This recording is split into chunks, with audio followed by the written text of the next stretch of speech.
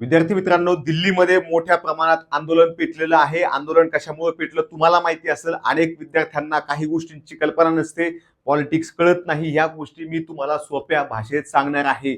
लक्षात घ्या, आंदोलन काय आज होत नाही. अशी आंदोलन अनेक काळापासून होतात, अनेक इतिहासात झालेले आहेत. राजांचे जे काळ होते, हुकुमशाही होती थोडक्यात, तेव्हा सुद्धा आंदोलन होत होते. फक्त स्वरूप बदलत गेलेलं आहे. आणि जे आजचं आंदोलन आहे, हे आंदोलन फक्त शिक्षणासाठी आहे.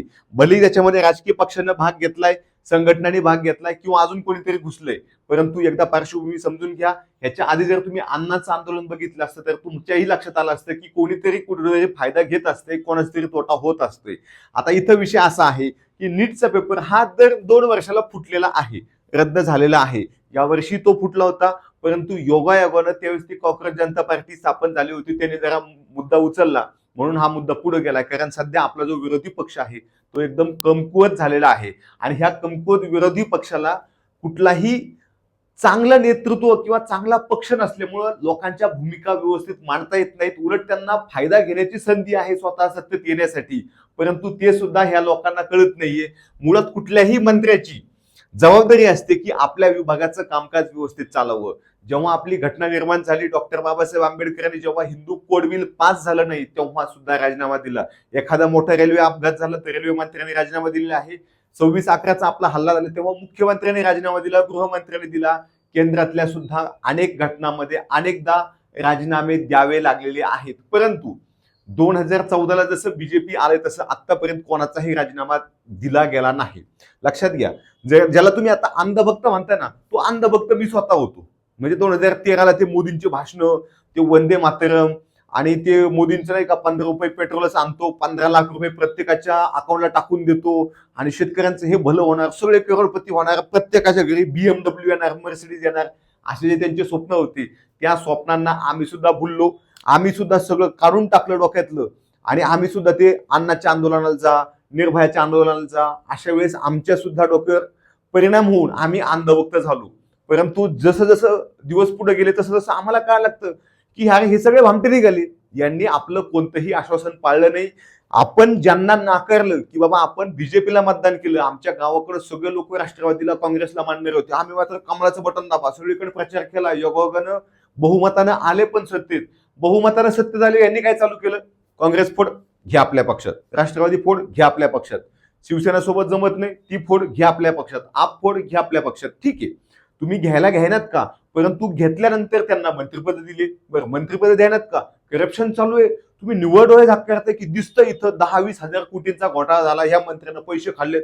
नाही, आम्ही राजीनामा देणार नाही. विरोधी पक्ष कमकुवत असल्यामुळे त्यांनी राजीनामा मागितलाच नाही, किंवा मागितला तर मागितला लगेच सोडून दिला. एखादी गोष्ट कशी लावून धरायची हे भारतीय जनता पक्षानं विरोधात असताना चांगलं शिकवलं, परंतु ते काँग्रेसला विरोधी पक्षाचं काम कधी जमलंच नाही. त्यांना सत्ताधाऱ्यांचं काम चांगलं जमलं की बाबा एवढं जर आरोप झाले असते तर त्यांनी खूप सहजासहजी राजीनामा घेतला असता, जे बीजेपी अजिबात करत नाही. का करत नाही? कारण बहुमत आहे, निगरगट्टपणा वाढलेला आहे आणि आम्ही म्हणजे सर्वस्व असं सगळं वाटायला लागलेलं आहे. गोष्ट दोन्ही बाजूनी समजून घ्या. मी एकेकाळी काँग्रेस विरोधी होतो, आता मी बीजेपी विरोधीत नाही, परंतु ह्या ज्या गोष्टी आहेत की ज्याच्यामुळे माणसाचं डोकं हलतंय कुठल्याही शिक्षण क्षेत्रातल्या माणसाचं, तर इथं त्यांनी चुकून ठेवलेलं आहे. त्यांची जबाबदारी होती की जर नीटचा पेपर एवढ्या वेळा फुटत असेल तर संबंधित मंत्र्यांचा राजीनामा घ्यायचा.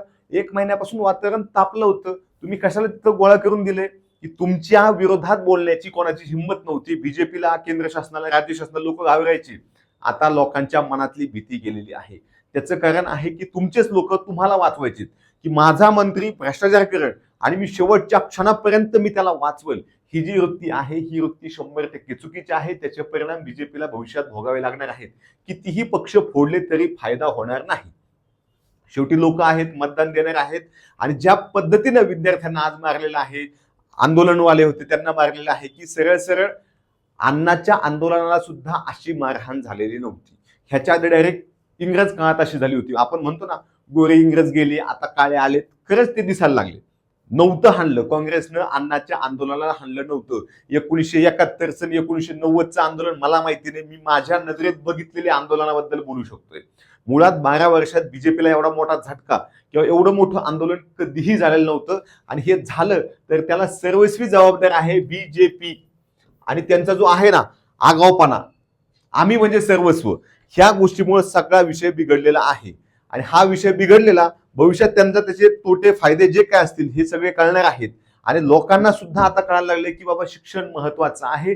जर पेपर फुटला तर कोणीतरी चुकीचा डॉक्टर होणार आहे, कोणीतरी चुकीचा अधिकारी होणार आहे. आणि सगळ्यात महत्वाचं आपण प्रामाणिकपणे काम करून सुद्धा आपला फायदा होणार नाही.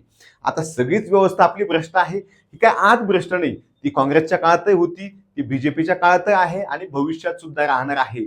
परंतु लोकांनी तुम्हाला का निवडून दिलं? आम्ही मोदी साहेबाला का निवडून दिलं होतं 2014ला? की बाबा हा माणूस चांगला आहे, ह्याच्याकडून आपल्याला अपेक्षा आहे म्हणून निवडून दिलं ना. परंतु जेव्हा हे सगळं बघितलं साईड इफेक्ट हे तर नालायक निघाले. पेट्रोलचे भाव कमी झाले नाही, ठीक आहे, तुम्ही निवडणुकीच्या आश्वासनासाठी खोटं बोलले, पण तुमच्या समोर प्रत्येक योजनेत भ्रष्टाचार आहे. तुमच्या समोर प्रत्येक अधिकारी दिवसात 2-4 वेळा लाच घेतोय. तुम्हाला काहीच वाटत नाही? तुम्हाला खरंच माहित नाही की कलेक्टर किती पैसे खातोय, तहसीलदार किती पैसे खातोय? जरी लाच घेताना अँटी करप्शन पकडलं तर तुम्ही त्याला महिनाभरात सेवेत घेता. शेवटी लोकांचा प्रश्न हा सामान्य आहे. लोकांना तुमच्या विमानतळाशी, तुमच्या बंदराशी काही घेणं देणं नाही. लोकांचं काय, तहसीलला गेलो, तलाठी ऑफिसला गेलो, बीडीओ ऑफिसला गेलो, कुठेतरी शिक्षण विभागाच्या एखाद्या संस्थेत गेलो, एवढेच काम आहेत लोकांची, सामान्य लोकांची एवढेच कामं असतात. परंतु तिथं प्रत्येक ठिकाणी तुमचा क्लर्क असेल, तुमचा अधिकारी असेल, पैसे खातो. हे तुम्हाला माहितीये. तुम्ही त्यांना पैसे खाऊन पोस्टिंगला देताय. सगळ्या देशात हेच चालू आहे. त्यामुळं लोक वैतागले आहेत. त्यातही आता विद्यार्थी आहेत. विद्यार्थी एवढा 11वी सगळ्यात जास्त खर्च करतात आणि एवढा सगळं खर्च केल्यानंतर जर ह्या विद्यार्थ्यांचे पेपर लीक होत असतील तर हे विद्यार्थी तुम्हाला प्रश्न विचारणार आहेत. आणि तुम्ही त्यांना काहीतरी लगेच समिती बसवायला पाहिजे होती. ह्यांनी शहाण्यांनी एखाद्याला काढून टाकलं असतं, ह्याला शिक्षण मंत्र्याचा कृषी मंत्री केला असता, कृषी मंत्र्याला इकडे बसवला असता. परंतु हे सुद्धा करायचं नव्हतं. दांडगावपणा दाखवायचा, आम्ही कोणाचं ऐकणार नाही, आम्ही कोणाच्या बापाला भीत नाही, आमची सत्ता सूर्य असेपर्यंत असणार आहे, असा भ्रम काही केंद्रातल्या सत्ताधाऱ्यांचा झालेला आहे. आणि त्याचा परिणाम हळूहळू दिसणार आहे.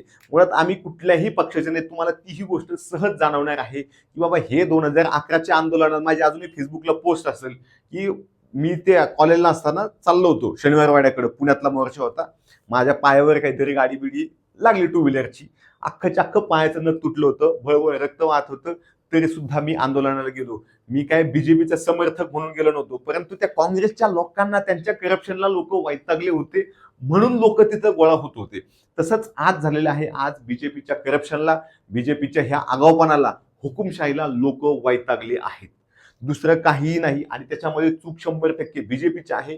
कोणी कुठलाही कितीही अन्न बघता असलं, देश बघता असलं, तरी शेवटी काही लोक असे आहेत की बाबा प्रामाणिकपणे बघतात, हा हे खरंय की खोटंय. नीटचा पेपर फुटला, हो मान्य, तुम्हालाच मान्य, तुम्हीच चौकशी केली, सीबीआयचे लोक इकडे तिकडे फिरतात.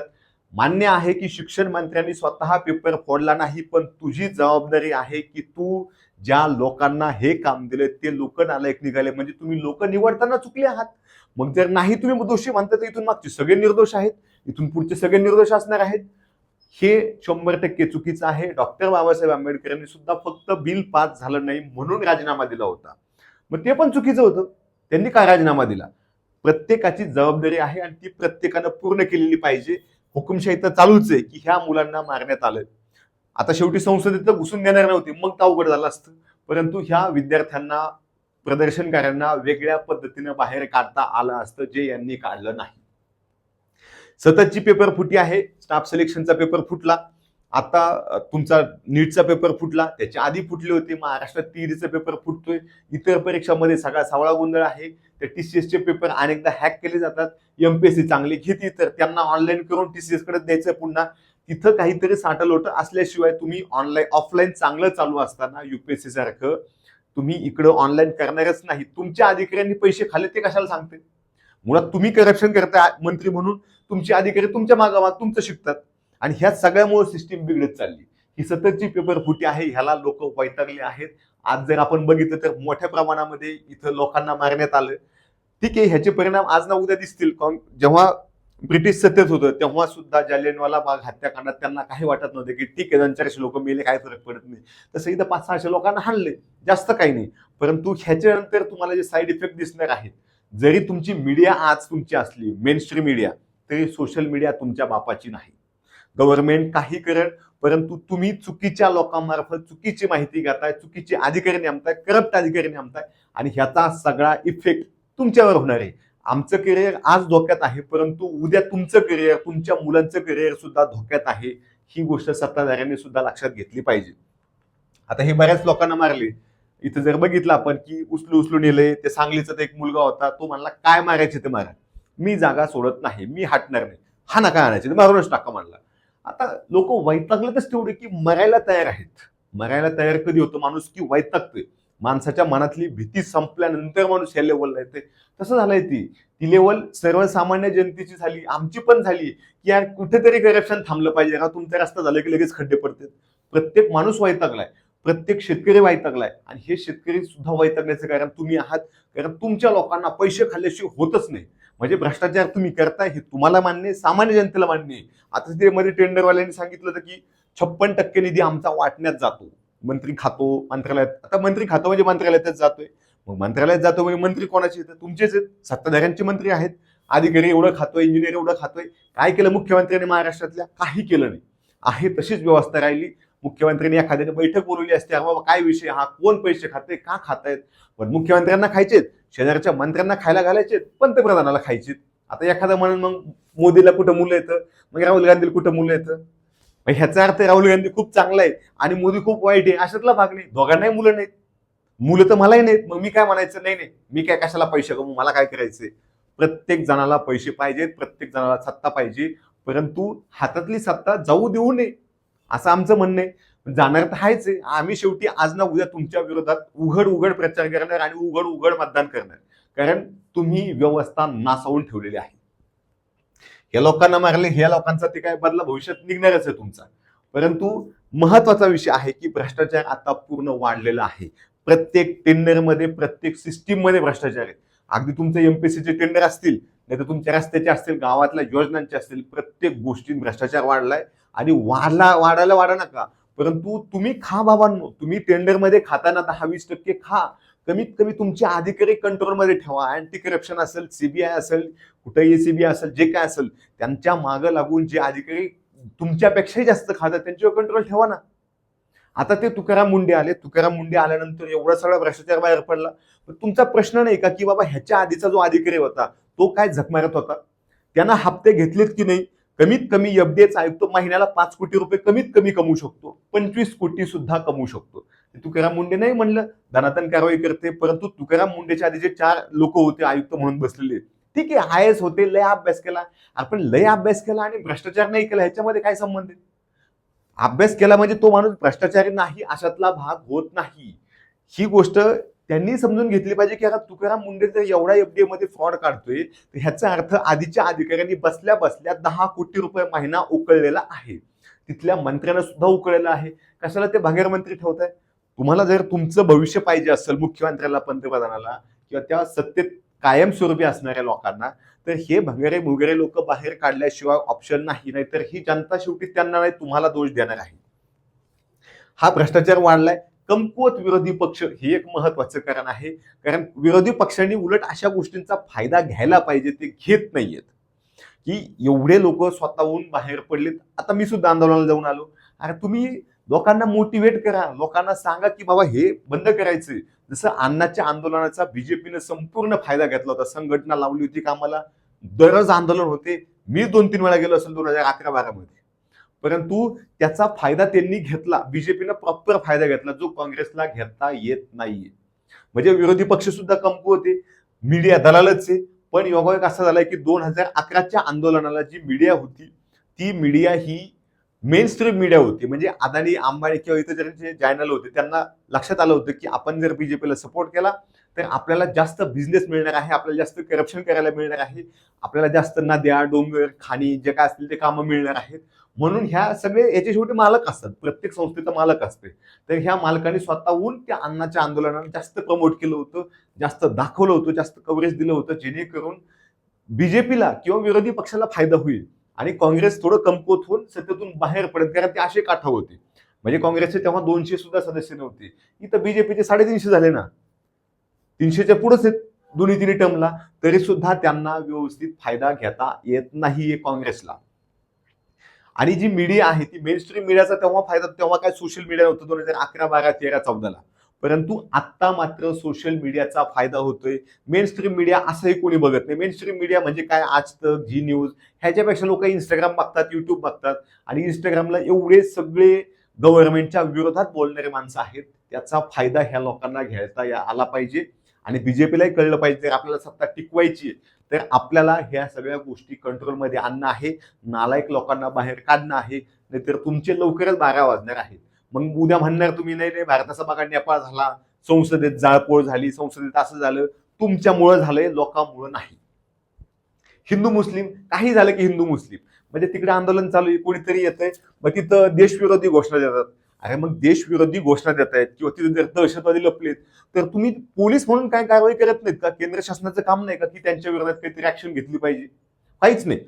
तिथे ऍक्शन नाही, म्हणजे दहशतवादी लपलेत आणि म्हणायचं हे दहशतवादी इथं. बरं दहशतवादी मग तुमचं काम कोणाचं आहे? पोलिसांचं काय, सीबीआय तुमची काय, जे काय लावायचं ते लावा की तिथं. ते कुठं लावायचं? सामान्य जनतेच्या मागं. मग हे जर दहशतवादी आहेत, हे जर नालायक लोक आहेत किंवा लगेच काहीतरी झालं की नाही बघा आता देश मुस्लिम होणार, मग आता बीजेपी सत्तेत नव्हतं तेव्हा काय झालं होतं? आता आम्ही तर काँग्रेसच्या काळात जन्माला आलो, मग त्यावेळेस काय सगळं हेच चालू होतं का हिंदू मुस्लिम? हे फक्त काही लोकांचे ब्रेन वॉश केलेले येतं, त्यांना कुठल्याही गोष्टीत हिंदू मुस्लिम दिसतं. काहीतरी म्हणतंय, कोणीतरी म्हणतंय रामाच्या विरोधात घोषणा दिल्या, कुठं दिल्या दाखवा? कोणीच नाही दिल्या. कोणी म्हणतं ते आझादी आझादी गाणं लावतात, मग आझादी आझादी का वाईट आहे बाबा? ते काय म्हणतात ते गाणं तरी व्यवस्थित ऐका की बाबा आम्हाला जातीवादापासून हे पाहिजे, आझादी पाहिजे, आम्हाला भेदभावापासून आझादी पाहिजे. मग ठीक आहे ना, इट्स ओके. भेसळीपासून आझादी पाहिजे, चांगली गोष्ट ना, वाईट काय त्याच्यात? तुम्ही पण गाणं म्हणा अजून एखादं, हे म्हणलं पाहिजे. प्रत्येक देशभक्ताने हे गाणं म्हणलं पाहिजे, आम्हाला भेसळीपासून आझादी पाहिजे, आम्हाला भ्रष्टाचारापासून आझादी पाहिजे, आम्हाला प्रदूषणापासून आझादी पाहिजे. चुकीचं काय त्याच्यात? कोणीतरी म्हणतं इन्कलाब जिंदाबादच्या घोषणा देतात. अरे मग इन्कलाब जिंदाबादची घोषणा तुम्ही बॅन करून टाका ना. ती घोषणा आणली कोणी? तिकडे भगतसिंग आणली. इकडे लोक आज वापरतात म्हणजे भगतसिंग नालायक होता यांच्यासाठी. जसं इंग्रजांनी भगतसिंग हे दहशतवादी म्हणून घोषित केले होते, इतिहास वाचून बघा, तसं यांनी आता इन्कलाब जिंदाबादच्या घोषणा देणारे म्हणजे नालायक लोक आहेत. कुणीतरी म्हणतंय की इथं अमुक अमुक ह्याच्या बाजूने घोषणा दिल्या जातात पाकिस्तानच्या. कुठं पाकिस्तान? मग ज्यानं घोषणा दिली त्याला पकडायचं काम नाही तुमचं, तुमच्या गव्हर्नमेंटचं. म्हणजे कोणाची तरी बाजू घेणं आणि कोणाच्या तरी विरोधात बोलण्यापेक्षा सत्यता जाणून घेतली पाहिजे. हिंदू मुस्लिम इथं काहीही चाललेलं नाही, चालू सुद्धा नाही. हिंदू मुस्लिम जर आपण करत बसलो तर आपण कधीही चीनच्या पुढे जाणार नाही. आपण फक्त पाकिस्तानच्या पुढं आणि बांगलादेशच्या पुढे असणार, बाकी सगळे आपल्या पुढे असणार. आणि ते आशियामध्ये एवढी कॉम्पिटिशन आहे, जपान आपल्या पुढे, दक्षिण कोरिया आपल्या पुढे, चीन आपल्या पुढे, सिंगापूर आपल्या पुढे. त्याला चांगल्या देशाशी तुलना करायला कधी शिकलं पाहिजे की सकाळ संध्याकाळ अफगाणिस्तान, सकाळ संध्याकाळ पाकिस्तान. मग दुबई सोबत तुलना करा ना. तुम्हाला जर मुस्लिमांचाच खूप प्रॉब्लेम आहे, दुबई सोबत तुलना करा. ती दुबई UAE कुठं गेले? त्यांचं पेट्रोल कशाला आणता मुस्लिमांचं? तुमचंच वापरा ना. हिंदू पेट्रोल असं नाव टाकायचं, हिंदू पेट्रोल पंप. जसं हिंदुस्तान पेट्रोलियम आहे ना, तसं हिंदू पेट्रोलियम टाकायचं. अजिबात तिकडच्या नालायक देशाकडून पेट्रोल आणायचं नाही, आपली झक इथंच मारायची. आणि कुठेही ब्लड घेताना, काही दुकानात जाताना नाही मुस्लिमांकडून काही नाही घ्यायचं, त्यांना काहीच होणार नाही. हे काही लोकांच्या डोक्यामध्ये सडलेल्या आळ्या आहेत, मेंदू खराब झालेले आहेत आणि ते सकाळ संध्याकाळ हिंदू मुस्लिम करत असतात. मुळात आम्ही लहानचे मोठे झालो, आमच्यात तुमचे संस्कारच चुकीचे असले, तुमच्या आईबापाने जर चुकीचं काहीतरी खाल्लं असेल, तुमचे संस्कार चुकीचे केले असतील, तुम्ही कसं वागणार? आता आम्ही लहान होतो, आमच्या गावात आम्ही बघितलेले की बाबा ते मुस्लिमांचे 4-5 घरं होते, ते प्रत्येक देवळाला वर्गणी आधी द्यायची, पंढरपूरच्या यात्रेला सगळ्यांच्या पुढं, गावात सप्ताह सगळ्यांच्या पुढं. आणि कधी लोकांनाही वाटलं नाही, त्यांनाही वाटलं नाही विचारांना. तो संस्काराचा भाग असतो. एखाद्याला काय असतं की एखाद्या मुस्लिम लोकांसोबत वाद झाले, चूक ह्याची असती, पण ह्याला ते टोपीवाल्यानं मारलं म्हणून राग असतो. मग हा सकाळ संध्याकाळ आग ओकत राहतो, मुस्लिम नालायक, मुस्लिम नालायक, काँग्रेस नालायक, मुस्लिम नालायक. स्वतःच्या प्रगतीचं बघा, जे प्रगत झाले ते मोदी बघा. तुमचा जो गुरु आहे ना मोदी, तो सगळ्या मुस्लिमांच्या गळ्यात पडतो. दुबईला जातो, इकडे जातो, अफगाणिस्तानात जातो, तिकडे बंदर उभारतो, इकडे विमानतळ उभारतो, कोणाला तरी काहीतरी बक्षीस देतो, गिफ्ट देतो. का? त्याला प्रॉब्लेम नाही, तुम्हाला प्रॉब्लेम आहे. म्हणजे लोकांचे विचार फक्त हिंदू मुस्लिम पुरते असतील तर ह्यांच्या मेंदूमध्ये मेंदू नसून डोक्यामध्ये काय गोबर आहे नुसता, एवढंच म्हणू शकतो. आता हे जे CJPचं आहे ह्याच्याबद्दल पण लोकांचं की परकीय फंड येतो, आपल्या बुलेट ट्रेनला जपान फंड देते. मग आता काय? आपल्याकडे काही योजना असतात त्याच्यामध्ये अमेरिका फंड देते. आपण अणुभट्ट्या चालू केल्या, सगळी मदत इंग्लंडनं केली, रशियानं केली, तेव्हा अगदी अमेरिकेनं केली. मग आता परकीय फंड घ्यायचा नाही चांगल्या कामासाठी. मग ह्यानं जर समजा अमेरिकेत ह्याचे 4 मित्र आहेत, ह्याने जरी फंड घेतला, फंडच कशाला लागतोय? काय केलं त्यांनी? एक प्लास्टिकचा हे टाकलाय, मंडप टाकलाय आणि पाण्याच्या बाटल्या असतील लोकांना, नाश्ता कोणतरी आणून देतं, लोक आपले गप येऊन खातात. लोकच मुळात 2 दिवस झाले आलेले, त्याच्या आधी लोकच नव्हती. हे 200-400 लोक असले तर काय, नसले काय फरक पडतोय? बरं, परकीय फंड तुम्ही म्हणताय, महात्मा गांधी असतील, सुभाषचंद्र बोस असतील, आठवून बघा. सुभाषचंद्र बोस तिकडे गेले होते मदत घ्यायला, जपानला गेले होते, सिंगापूरला गेले होते, पण ते बावळट आहे का नाही? कारण परकीय देशांची मदत नाही घ्यायची. अरे बाबा, कोणीतरी आपला शत्रू आहे, तर शत्रूचा शत्रू आपण मित्र मानतोय. हे काय पाकिस्तानातून मदत घेत नव्हते ना? घेतली तर कुठून घेतली? ते बिचारा पोरग ते अमेरिकेत शिकले, जरी तिकडून 4 मित्रांना टाकले तेच किती 10-20 लाख. ह्याच्यापेक्षा मोठा फंड नाही. हे लोक उत्सुकतेने आलेत. मग तुम्ही म्हणाल तू किती पैसे घेतले आंदोलनाला गेलता? मी नाही घेतले पैसे, गरज नाही. मी गेलो होतो, माझी डॉक्टर बायको सर्जनी गायनाकोलॉजिस्ट, तिला घेऊन गेलो होतो. It's okay. ती स्वतःहून आली होती की अरे काहीतरी चुकीचं चाललंय. ती बिचारी नीट पास होऊन डॉक्टर झालेली. असं वाटतं की अरे ह्या परीक्षा व्यवस्थित झाल्या पाहिजे. मग हा असा विषय की परकीय फंड हा खूप छोटा विषय, 10-20 लाखाला काहीच होत नाही. ह्याला काय बंदुका घेण्यासाठी, बॉम्ब घेण्यासाठी फंड दिलेला नाही. कोणी दिला असलं तरी साध्या गोष्टीसाठी फंड दिलेला आहे. हिंदू विरोधी आहे दाखवा कुठे? कोणी तुमच्या रामाचं नाव घेतलं, नालायक म्हणली, माझं नाव तर विठ्ठल. आता मला माझ्याबद्दल तुम्हाला काही म्हणताय ना, माझं नाव चुकून काहीतरी इरफान असतं, आसिफ असतं, तुम्ही काहीतरी बोलले असते. आता माझं नाव विठ्ठल, बापाचं नाव नारायण, आजोबाचं नाव शंकर. आता मला काय म्हणायचं? आडनाव बडे. आता काय म्हणायचं? काहीच म्हणता येत नाही. तुम्हाला खूप इच्छा आहे, जर चुकून मी मुस्लिम असतो तुम्ही खूप शिव्या घातल्या असत्या मला. आता माझं नावच विठ्ठल, बापाचं नाव नारायण, आजोबाचं नाव शंकर, काय नाव ठेवता? काहीही नाव ठेवता येत नाही. आणि हीच गोष्ट आहे की कोणीही हिंदू विरोधी बोलत नाही. सगळ्यांचं फक्त एकच चाललंय की नालायक माणूस आहे, जो जबाबदार आहे त्याने राजीनामा दिला पाहिजे. मग तो गृहमंत्री असेल, तो शिक्षण मंत्री असेल, तो पंतप्रधान असेल, मुख्यमंत्री असेल, प्रत्येक जण जो जबाबदार आहे त्यानं पद सोडलं पाहिजे. कारण सुरुवातच आपल्या बाबासाहेबांनी केली आणि हे प्रत्येक वेळी असतं. ही चांगली गोष्ट आहे. उद्या हीच गोष्ट काँग्रेसने सुद्धा पाळावी. उद्या अजून सीजेपी सत्तेत आलं, त्यांनी सुद्धा ही गोष्ट पाळावी की बाबा हे बघ, तुला जबाबदारी जमत नाही ना, तू सोडून दे. तुझ्यामुळे एवढ्या 30-40 लोकांची एक्झाम बुडतीये, प्रॉब्लेम होतोय, एक्झाम पुन्हा घ्यावी लागतीये, लोक सुसाईड करतायत, तर ह्यांना राजीनामा द्यायला काय अडचण होतं? ह्याचे पद तर बदलून घ्यायचं. आता हे देशविरोधी म्हणतात, तर देशविरोधी आहेत मग नक्षलवादी आहेत, दहशतवादी आहेत, मग का नाही अटक केली? म्हणजे ते केरळ स्टोरी सारखं झालं. केरळमध्ये कसं होतं की बाबा 2 लाख मुली गायब झाल्या आणि कुठे गेल्या? तर ह्या अफगाणिस्तानला पाठवल्या, इराणला पाठवल्या. कधी पाठवल्या? आता पाठवल्या 2015-16ला. मग 2015-16ला सत्तेत कोण होतं? पंडित नेहरू, महात्मा गांधी नाही. मग ह्याचा अर्थ हा इंटरनॅशनल मुद्दा झाला की एखाद्या भारताच्या एखाद्या राज्यातून 2-2 लाख मुली, काही हजार मुली दुसऱ्या देशात जातात आणि तिकडे जाऊन काय होतात? त्या हिंदूच्या मुस्लिम होतात, त्यांचे अन्याय अत्याचार होते. मग हा प्रश्न कोणाला विचारला पाहिजे? राज्य सरकारला की केंद्र शासनाला? कारण हा आंतरराष्ट्रीय मुद्दा झाला ना, परकीय संबंध. उद्या जर केरळावर कोणीतरी श्रीलंकेच्या लोकांनी अटॅक केला तर त्याला राज्य शासनाला प्रश्न सुद्धा विचारायचा, केंद्राला विचारायचा असतो, तुझी नेव्ही कुठे आहे, तुझी आर्मी कुठे आहे, तुझं एअरफोर्स कुठे आहे? राज्याकडे एअरफोर्स आणि नेव्ही नसते, आर्मी नसते. राज्याकडे फक्त साधे सिव्हिल पोलीस असतात. मग जर केरळमध्ये एवढी मोठी स्टोरी घडली, एवढ्या हिंदू मुली गेल्यात, तर ह्याचा अर्थ आपले पंतप्रधान काय झक मारत होते असा साधा प्रश्न आहे. कारण पंतप्रधान ते आहेत ना. मनमोहन सिंगच्या काळात झालं असतं आपण मनमोहन सिंगलाच म्हणलो असतो. आम्ही मनमोहन सिंगला प्रश्नच विचारले, आम्ही मनमोहन सिंगला घालवलं. मी हे सुद्धा सांगतो की आम्ही मनमोहन सिंगला घालवलं. आम्ही म्हणजे आम्ही मतदारांनी, मी एकट्याने नाही घालवलं, सगळ्यांनी सांगतोय, सगळ्यांनीच घालवलं. तसं ह्यांना घालवायची वेळ आली. ह्यांनी जर आता हे निर्णय पटापटा नाही घेतले, ह्यांनी जर डोक्यातली हवा नाही काढली, तर ह्यांच्यावर 30 वेळ येणार आहे आणि आम्ही सुद्धा मोदी साहेबांच्या विरोधात खुले आम बोलणार आहोत. ते गडकरी तसंच आहे, ते नालायक निघालो, असं वाटायचं मराठी पंतप्रधान होणार, वा वा काय बरे गडकरी. नंतर लक्षात आलं गडकरी सगळ्यांच्या बाप निघाला, ती मोदी साहेबांपेक्षा पुढे निघाला, भला पुढं नुसतं फेकायचं.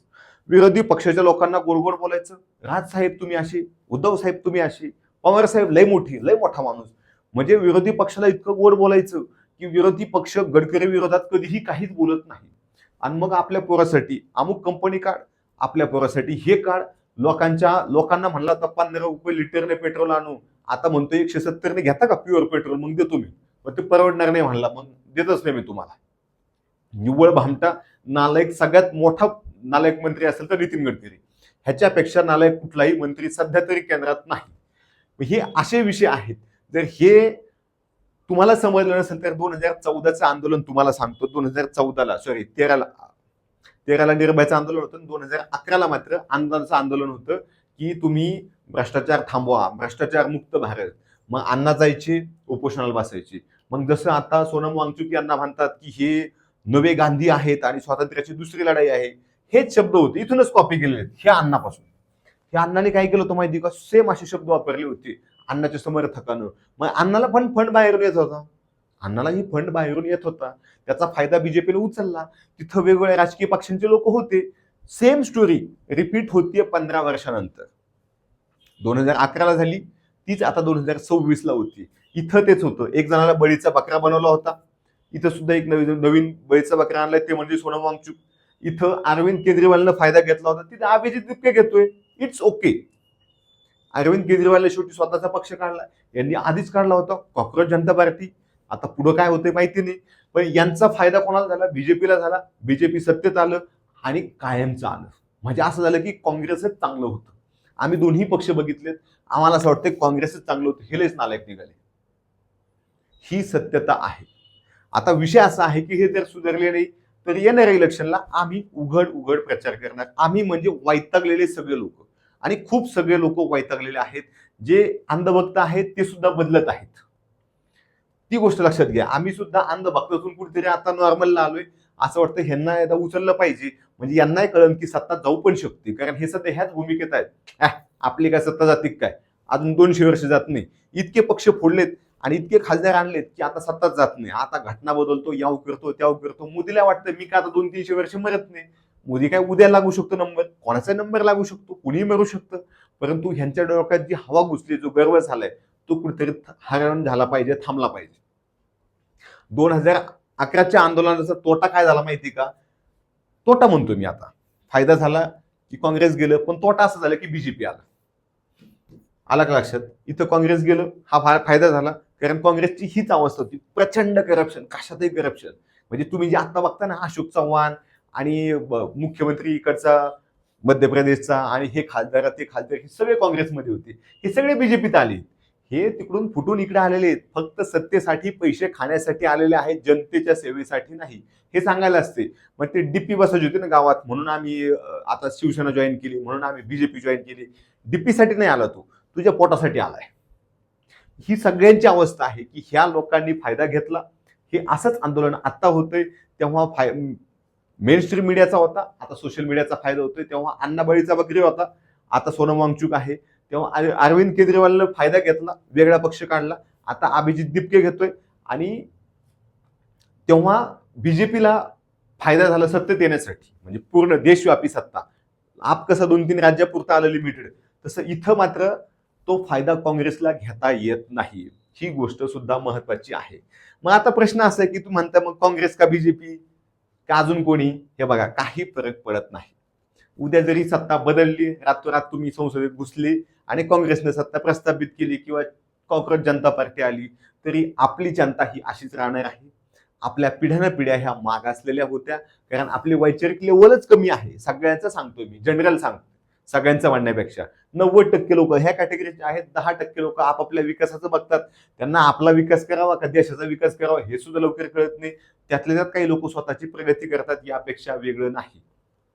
मोठी क्रांती खरंच होणं आवश्यक आहे, परंतु आपले लोक त्यासाठी तयार आहेत की नाहीत, असा प्रश्न तेव्हाही सुभाषचंद्र बोसला पडला होता आणि आताही लोकांना पडतो की आपले लोक सुधारणार आहेत, की आपण आपलं काहीतरी चांगलं बघून देश सोडून दुसऱ्या देशात शिफ्ट व्हावं, तिकडेच प्रगती करावी, असा सुद्धा प्रश्न अनेकांना पडलेला असतो. काँग्रेस असले काय, बीजेपी असले काय, आपल्याला घंटा फरक पडत नाही. सामान्य जनता अशीच आहे. करप्शन आधी होतं, करप्शन आजही असणार आहे, करप्शन भविष्यात सुद्धा असणार आहे. कारण आपल्याकडे काय होतं, ट्रेंडिंग विषय, हिंदू मुस्लिम, जात, भाषा, नाही का, वादविवाद, ह्या गोष्टी आपल्याला खूप जास्त आवडतात.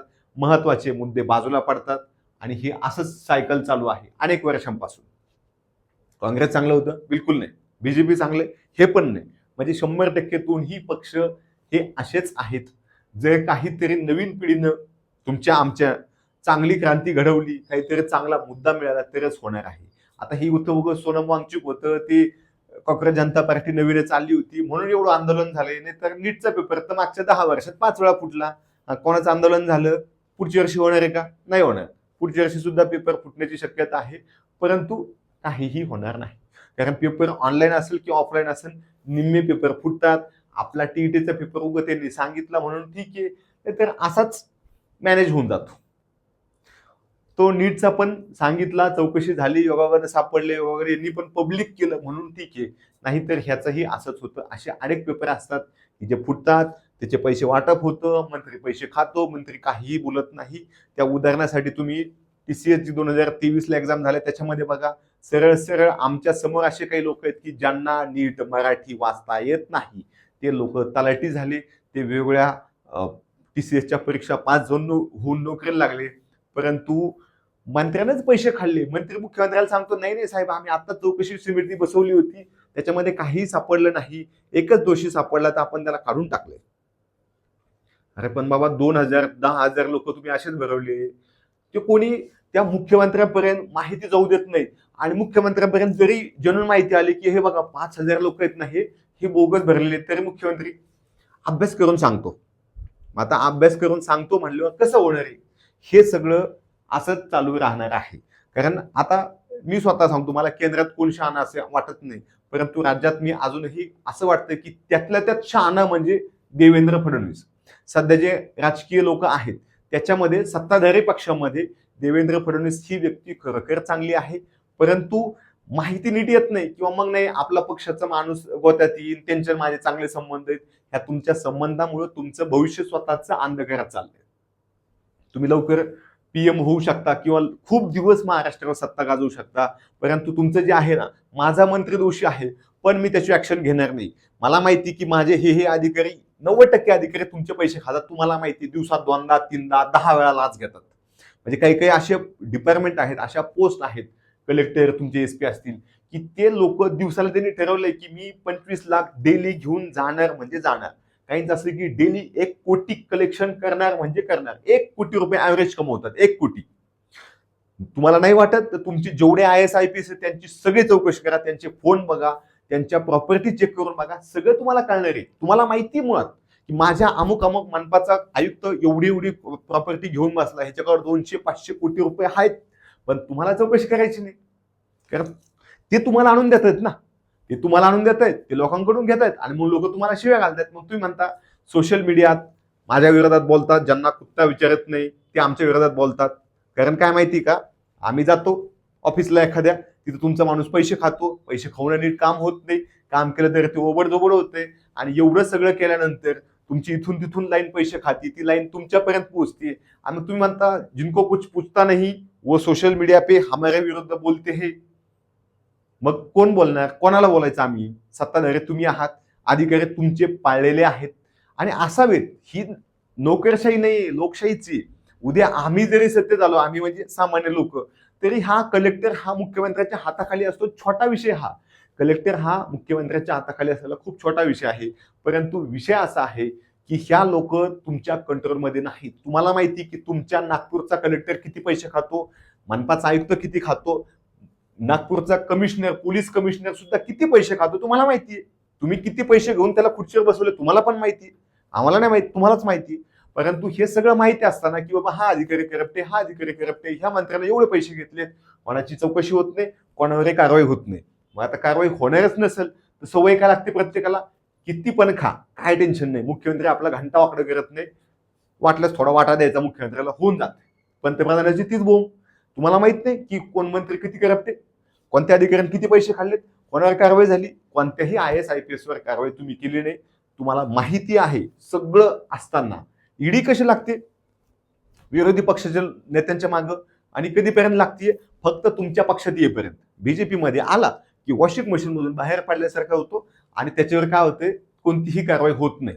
मग तुमचा तो माणूस तिथं आल्यानंतर, तिथं येईपर्यंत त्याच्यावर ईडीची धाड पडते, त्याच्या 200, 500, 1000 कोटींचा भ्रष्टाचार असतो, आणि तुमच्या पक्षात आल्यावर काय होतं नक्की? रातोरात ईडीची कारवाई लगेच थांबली जाते, लगेच तुम्ही त्याला पक्षात घेताय, लगेच तुम्ही त्याला मंत्रिपद देताय. तुम्ही सांगता की तू आधी खाल्लं होतं, आता पण खा, बिनधास्त खा, आमच्या सोबत राहा फक्त. लोकांनी आम्हाला नाव नाही ठेवायची, सोशल मीडिया में कोई कुत्ता नाही पूछता, वो हमसे बात करता है. असंच आहे, कारण तुम्ही सगळं घडवलेलं आहे, आम्ही नाही. तुमच्या रस्त्यात पैसे आम्ही नाही खाल्ले, तुमच्या रस्त्यात साध्या क्वालिटीचं सिमेंट आम्ही नाही टाकलं, तुमच्या मंत्र्याने टाकले, तुमच्या अधिकाऱ्याने टाकले. फक्त खड्डे आम्ही सोचतोय, आणि फक्त रस्त्यांचा विषय नाही, हा पेट्रोलचा विषय, हा प्रत्येक गोष्टीचा विषय, पेपर लीकचा विषय. पेपर लीक आम्ही नाही केले, तुम्ही केले. आणि मग हे लोक तुम्हाला शिव्या घालणार ना. तुमचा सोशल मीडियाचा एखाद्या दिवशी कमेंट बॉक्स ऑन करा की बाबा लोक काय म्हणतात ना, तुमचं भविष्य काय, किती दिवस पक्ष फोडणार, किती दिवस बोगस मतदान होणार, खूप दिवस नाही होणार. लवकरच तुम्हाला त्याचे सगळे भ्रम निघून जातील.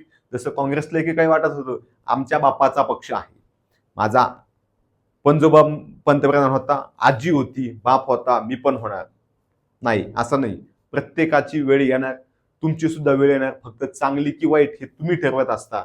आणि जर हे थांबवलं नाही तर हे कॉक्रोच एक दिवस तुम्हाला संपवल्याशिवाय राहणार नाहीत. पुढं काय शिक्षण रोजगार ह्याच्यामध्ये काय खूप फरक पडणार नाही, कारण आता बेरोजगारी जास्तच वाढणार आहे. कारण आपली शिक्षण व्यवस्थाच अशी आहे. तुम्ही एखाद्या इंजिनिअरिंग कॉलेजला जा. मी आता पुण्यात गेलो होतो काही दिवसापूर्वी.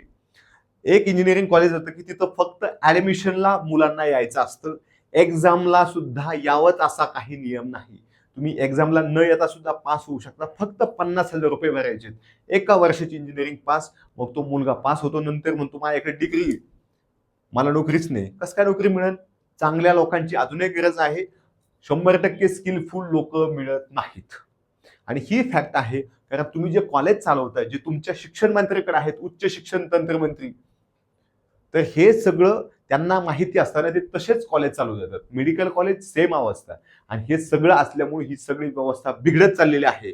भ्रष्टाचार, विकास काहीही होतंय, पण इतक्या कमी वेगाने होतंय, असं स्लो होतंय की एकदम विचारायचंच नाही. आणि मग काय होतं, मग महाराष्ट्र का अपमान नाही करणे का, म्हणजे आमच्या पुस्तकात एखादी चूक सापडली का मी काय म्हणायचं, मला शिवाय दे, पब्लिकेशनला नावं नाही ठेवायची. बाई तुझ्या पब्लिकेशनला नावं ठेवणार. कुठलाही विषय असू द्या, शेवटी जो व्यक्ती जबाबदार आहे त्यानं जबाबदारी स्वीकारली पाहिजे, त्यानं चुका मान्य केल्या पाहिजे, त्या चुका सुधारल्या पाहिजेत. त्यासाठी जी काय कारवाई आवश्यक असेल ती सगळी केली पाहिजे. जर हे नाही केलं तर तुमचं भविष्य अंधारात आहे. आणि विद्यार्थ्यांना माझी एकच विनंती आहे की तुम्ही प्रोटेस्ट करा, गरज असेल तिथं उभे राहा, गरज असेल तिथं सोशल मीडियात सुद्धा व्यक्त व्हा, परंतु ह्या राजकीय लोकांच्या जास्त नादी लागू नका. ह्यांच्यामुळे तुमचा विकास होणार नाही. तुमचा विकास तुम्हाला स्वतःला करायचा आहे. फक्त मी हे तुलनात्मक सांगितलं की बाबा हे इतिहासात आधीच आमच्या समोर रिपीट झालेलं आहे. आम्ही काय असं ऐक्यू माहिती सांगत नाही की बाबा हा असं असं होतं, पुस्तकात वाचलं मग हे वाचलं नाही. हे 2011चं आंदोलन आणि 26चं आंदोलन काहीही फरक नाही, सेम आहे. ह्याचा फायदा विरोधी पक्षांना थोडाफार होईल. आता पुढे कोण किती पेटवते माहिती नाही, परंतु विद्यार्थी म्हणून तुम्ही तुमच्या अभ्यासावर लक्ष द्या. आपला अभ्यास आहे का अभ्यास, काय तुम्ही स्पर्धा परीक्षा करताय किंवा इतर एज्युकेशन घेताय. आणि सगळ्यात महत्वाचं, जर तुम्हाला संधी मिळत असेल दुसऱ्या चांगल्या देशात जाण्याची, पाकिस्तान नेपाळमध्ये नाही सांगत मी, अफगाणिस्तानमध्ये चांगल्या देशात जाण्याची, दुबई असेल, तुमचे अमेरिकेचे देश असतील, युरोपियन कंट्रीज असतील, ऑस्ट्रेलिया असेल, तिकडे सिंगापूर, चीन. चीन खूप चांगलं, भारतापेक्षा चीन खूप चांगलं आहे. संधी मिळत असेल तर नक्की जा. बिलकुल तुम्ही इथं थांबून प्रगतीच नाही, कारण इथली सिस्टीम एवढी बिघडलेली आहे आणि ती कधीही सुधारणार आहे अशातला भाग नाही. ज्यांना संधी मिळेल ती तिकडे जातातच आणि गेले की पुन्हा माग येत नाही. तुम्ही म्हणाल मग तू का जात नाही, मला खरंच संधी नाही. आता आमचं फार्मसीचं ग्रॅज्युएशन झालंय, त्याला किती दिवस झाले, आम्ही अजून लायसन्स काढलं नाही. इकडे झालंय तर आम्हाला आता बाहेर जाऊन आम्हाला चांगला रोजगार ह्याच्यापेक्षा मिळणार नाही, म्हणून आम्ही जात नाहीत. ज्यांना संधी मिळते ते जातात आणि मागं यायचं नाव घेत नाही. जे लोक जातात बाहेरच्या देशात त्यांना तुम्ही एखाद्या दिवशी भेटून विचारा की तुला वाटत नाही घरी इकडे यावा. त्याला वाटतं, पण त्याला माहिती की इथं येऊन ना स्वच्छ हवा आहे, ना चांगलं पाणी आहे, ना चांगले रस्ते आहेत, ना चांगलं शिक्षण आहे, ना चांगले पैसे येतं. मग यायचं कशासाठी असा प्रत्येकाचा प्रश्न असतो. जेव्हा तिकडून धक्काबुक्की होते, बाहेर काढतात, तिकडे नोकरी जाते, दुसरा जॉब मिळत नाही, तेव्हा तो माणूस आपल्याकडे येतो. आणि हे काही बीजेपी मुळे नाही, हे काँग्रेसच्या काळात असंच होतं. तेव्हाही लोक आम्हाला तेच सांगायचे, पण आम्हाला संधीच नाही मिळाली. खरंच आम्हाला संधी नाही. आम्हाला असं वाटत होतं हे IAS-IPS होतोय, आता नाही झालो. IAS-IPS होणंही बरं झालं, ते नाही झालं. कशाला डोक्याला कटकट उगाच, किंवा आपणही तेच करणार होतो, पैसे खाणार होतो. चुकून जर 5-10 वर्ष मिळाले असते तर 10 वर्षात एक कलेक्टर आरामात 200-300 कोटी कमवतो, 200 कोटी आरामात हाणतो. फक्त त्याला पोस्टिंग चांगली मिळावं, त्याचे थोडे मंत्रालयात कॉन्टॅक्ट असावं, टेंडर एवढे येतं, पैसे एवढे येतं, फक्त लुटायचे. आणि ही अशीच व्यवस्था आहे. तुम्ही तुमचं सुधरा, प्रगती करा, वेगवेगळ्या उद्योग व्यवसायात बघा, परंतु राजकीय लोकांच्या आणि राजकीय पक्षांच्या विचारसरणी असतील त्यांच्या नादी लागू नका. अजित दादा सांगून गेले, राजकारण लय वांगा. हे त्यांचे शेवटच्या भाषणातले शब्द होते. त्याच्यानंतर ते गेले आणि ते शब्द खरंच म्हणजे आमच्या तिकडे कोथरूडमध्ये एका अशा बस स्टँडमध्ये असं लावून ठेवलंय पीएमटीच्या. राजकारण लय वांगाळ. अजितदादाच्या दोन्ही बाजूला 2 फोटो आहेत. तसं राजकारण वांगाळच आहे. ह्या लोकांच्या नादी लागू नका. निव्वळ मूर्ख आहेत. आता आम्ही जे आंदोलनाला गेलो होतो हे फक्त की बाबा ही शिक्षण व्यवस्था आहे ही सुधारली पाहिजे, जबाबदार व्यक्तीने राजीनामा दिला पाहिजे. आम्ही काय बीजेपीच्या विरोधात गेलो नव्हतो किंवा काँग्रेसला मतदान करा असं काय म्हणायचं काही कारणच नाही. म्हणजे त्यांना वैतागून यांना निवडून दिलं होतं. हे पण नालायक निघाले. याचा अर्थ हे दोन्ही नालायक आहेत. संपला विषय. उद्या पुढच्या वेळेस चांगला एखादा पक्ष आला तर आम्ही कदाचित त्यांना निवडून देऊ. तुम्ही म्हणताल मग युतीतल्या एखाद्या पक्षाला त्यांना नाही वेगळ्यालाच देऊ. ते आम्ही आमचं ठरवू. गुप्त मतदान पद्धत आहे आणि जर योग्य वेळी वाटलं तर आम्ही सुद्धा चांगल्या एखाद्या पक्षाचा प्रचार करू. धन्यवाद. जय हिंद.